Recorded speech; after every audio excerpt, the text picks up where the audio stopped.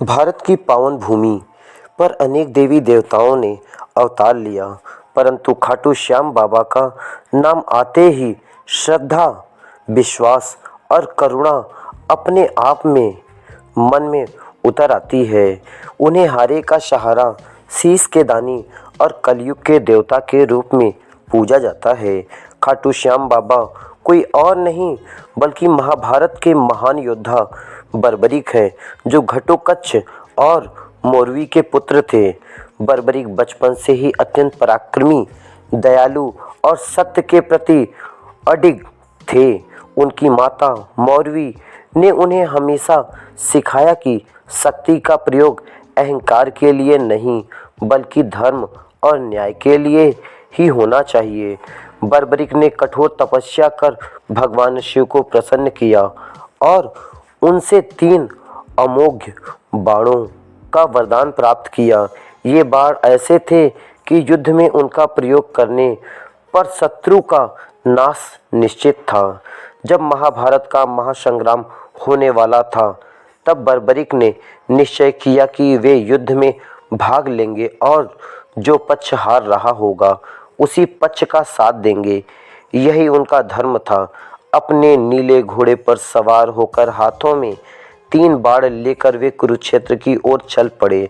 रास्ते में स्वयं भगवान श्री कृष्ण ने ब्राह्मण का वेश धारण कर बर्बरीक को रोका और उनसे उनकी शक्ति का रहस्य पूछा।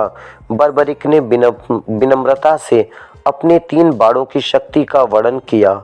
श्री कृष्ण ने उनकी परीक्षा लेने के लिए कहा कि क्या वे इन बाणों से सामने खड़े पीपल के पेड़ की सभी पत्तियां भेद सकते हैं।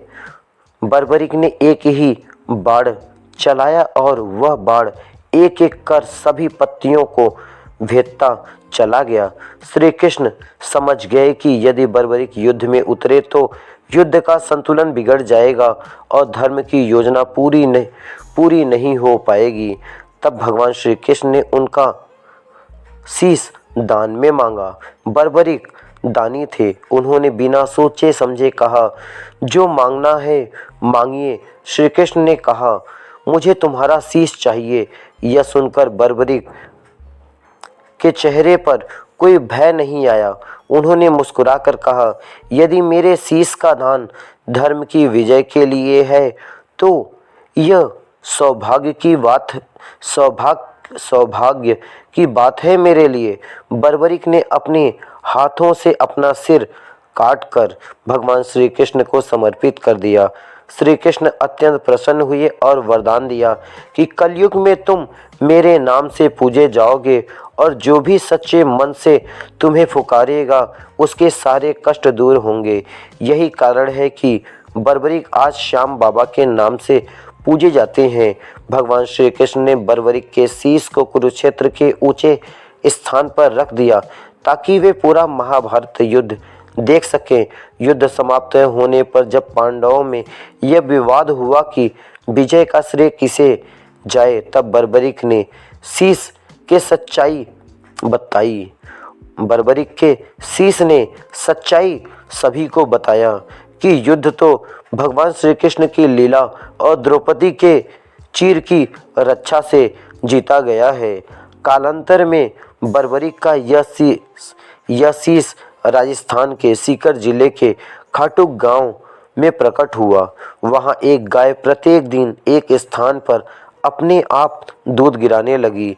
जब खुदाई की गई तो बाबा का शीश मिला।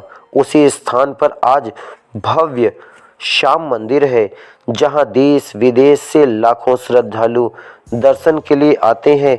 कहा जाता है कि जो भक्त सच्चे मन से बाबा से कुछ मांगता है उसे निराश नहीं लौटना पड़ता।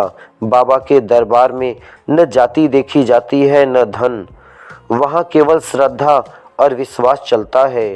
फाल्गुन मेले में बाबा की महिमा देखते ही बनती है, जब पूरा खाटू नगरी श्याममय हो जाती है। खाटू श्याम बाबा हमें यह सिखा देते हैं कि उनसे यह शिक्षा मिलती है, अहंकार नहीं समर्पण ही सबसे बड़ा बल है। जिसने अपना सर्वस्व प्रभु को अर्पित कर दिया वही सच्चा भक्त है।